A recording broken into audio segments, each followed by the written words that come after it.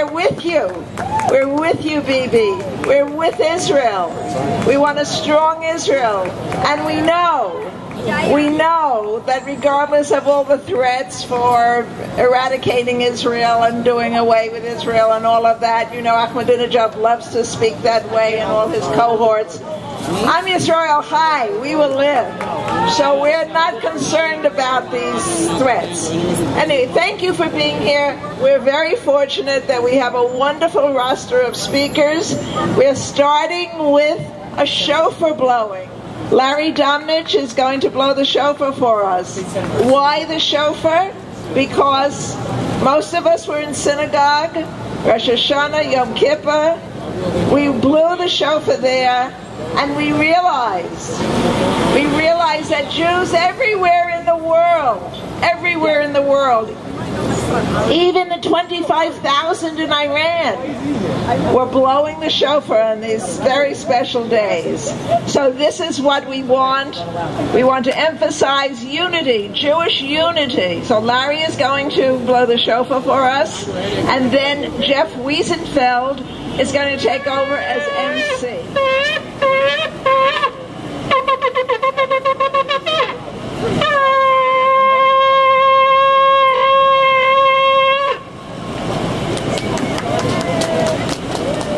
Good afternoon. Thank you all for coming. I want to start with something that you might not expect today. Jewish Democrats have raised an issue. Full disclosure, I was a Democrat till a number of years ago, but that's not the point. Jewish Democrats have raised the issue that Israel should not be an issue in this presidential election. Funny how it should be an issue when they find it advantageous to them.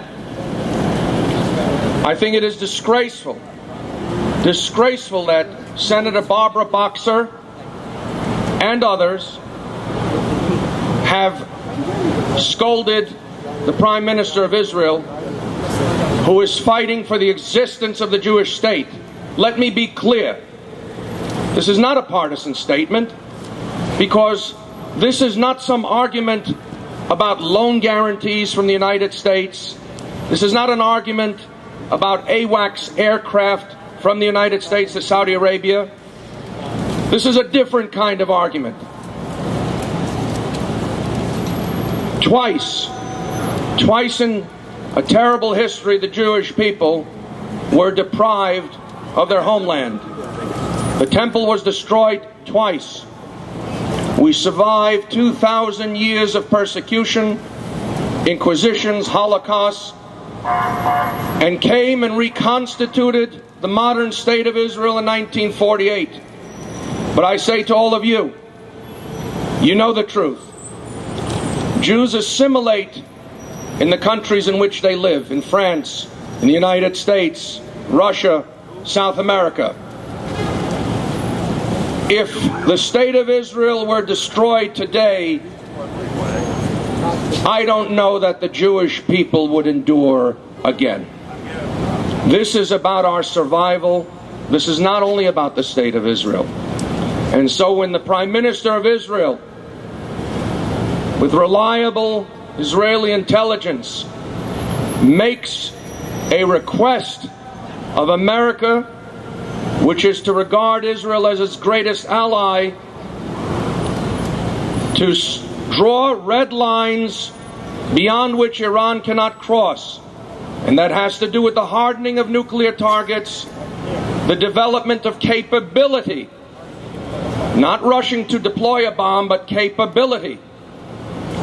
Those people who don't believe the maniacal rantings of Ahmadinejad, it is incredible to me and to most of us, all of us here, that so many don't believe that history can be repeated. You have to believe, fanatics.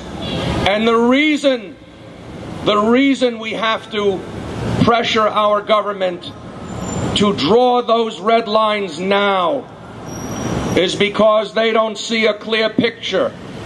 What do I mean they don't see a clear picture? Our ambassador was murdered by Islamic terrorists, and the President of the United States and his Secretary of State, who once upon a time was a friend of Israel, by the way, not anymore, says that some cockamamie film inspired the Islamists.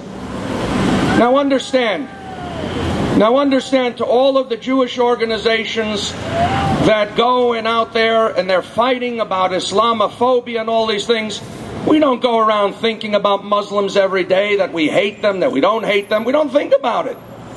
But you can be sure there are plenty of Islamists who think about us and how they can destroy America and destroy the state of Israel. Israel is just the key to the West. This is about the United States. It's not about Israel at the end of the day. And so they make up every excuse in the book. Why is it that when so many of us didn't care for Mel Gibson's film, we made it known? Did we go burn his house down? When Christians see disgusting so-called art, crucifixes and urine, do they go and burn down the artist's house? Why is it that free speech allows insults to every religion, which we have the right to protest, but not violently? But we have to kowtow to the fear of one faith because they're willing to engage in barbarity. That's why. Now let me tell you, to all of those who attacked Pam Geller for her posters, she has always maintained that her fight is not against Muslims per se. We don't have grief with Muslims per se. We have grief with Islamists. Peter King says that. Ed Koch says that. Are they racist too? It's about time we had someone who thinks clearly. How can this man draw red lines for a nation against a nation which is based